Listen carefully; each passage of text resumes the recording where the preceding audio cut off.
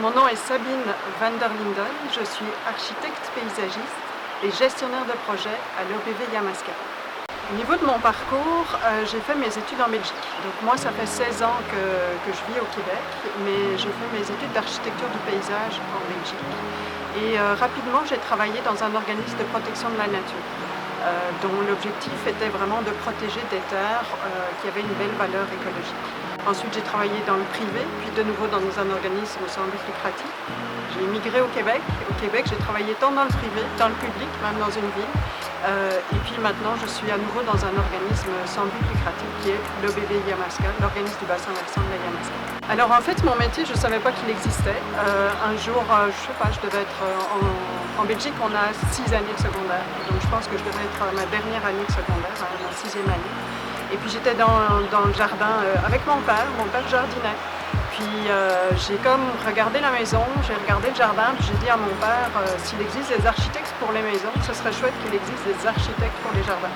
Je ne savais absolument pas que ça existait, mon père a juste fait « OK », sans rien dire. Puis quelques mois plus tard, il a découpé une annonce dans le journal, parce qu'à l'époque, il y avait encore des journaux en papier.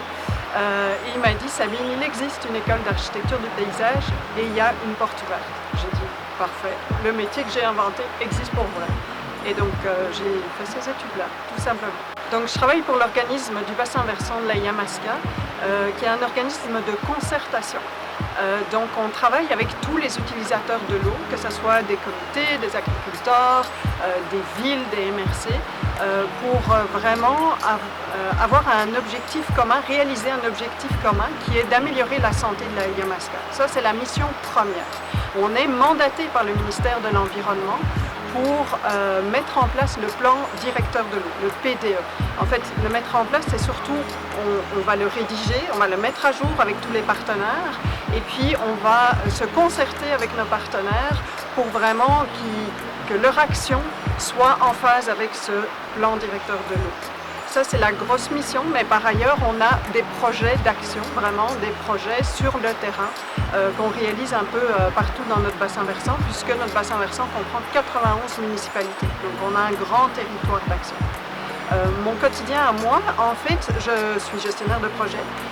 Je travaille sur 2 projets, dont un plus que l'autre, prend beaucoup plus de place que l'autre, qui est le projet Eau de pluie en révolution. Qui traite en fait beaucoup de la gestion durable des eaux pluviales.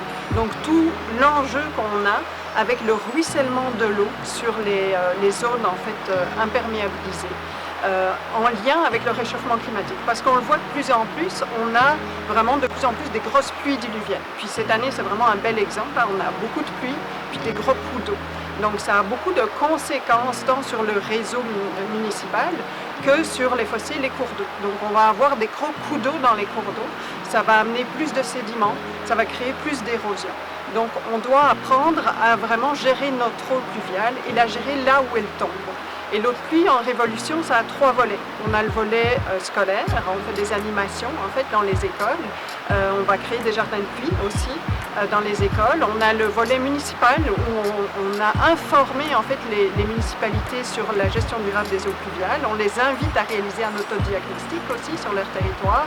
Puis on a un grand volet qui est l'accompagnement des citoyens pour qu'ils réalisent un jardin de pluie chez eux.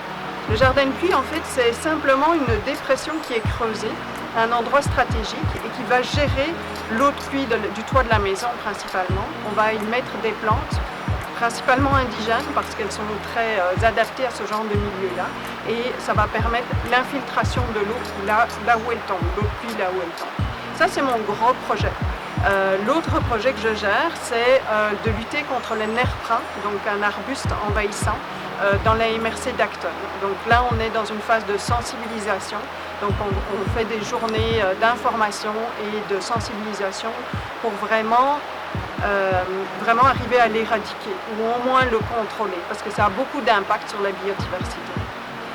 Mon quotidien, c'est des réunions avec les techniciens qui font eux-mêmes les visites des citoyens. C'est les rencontres, les réunions avec les partenaires que sont les villes ou d'autres comités. Et c'est vraiment la gestion aussi financière du projet, la gestion de toutes les tâches. Parce que dans le fond, on a deux commanditaires pour l'eau de pluie en révolution, qui est le Desjardins, le groupe Desjardins et Écoaction, qui est un programme fédéral d'Environnement Canada qui nous permet de réaliser toutes ces tâches. Donc il y a tout un volet administratif de gestion du projet, un volet gestion des techniciens, les aider dans le fond à réaliser leurs tâches. Ils font ça merveilleusement bien. On a de plus en plus de jardins de pluie qui sont créés. Puis un volet information du public, sensibilisation et vraiment le lien avec les partenariats et le développement du projet aussi. Donc on veut toujours développer, on a toujours plein d'idées, donc il faut aller chercher des fonds, il faut convaincre du monde, donc vraiment à côté sensibilisation, négociation, information en fait, donc vraiment contact avec le public et contact avec des professionnels. Ce qui me motive principalement, c'est de voir des jardins de pluie qui se réalisent. C'est chaque fois une victoire pour nous. Parce qu'on voit vraiment l'enthousiasme du citoyen, donc ça c'est une reconnaissance de tout notre travail, et puis de savoir que chaque jardin de pluie est réalisé, c'est savoir qu'il y a autant d'eau qui va être filtrée, infiltrée, rejoindre la nappe phréatique, et donc on sait qu'on a un impact, on sait qu'on change les choses. Puis ça, je dirais que c'est la plus grosse motivation que j'ai à réaliser ce projet, à travailler tous les jours. Et aussi l'équipe, elle est vraiment formidable, on est tous très motivés par notre mission. Et donc c'est vraiment un encouragement quotidien.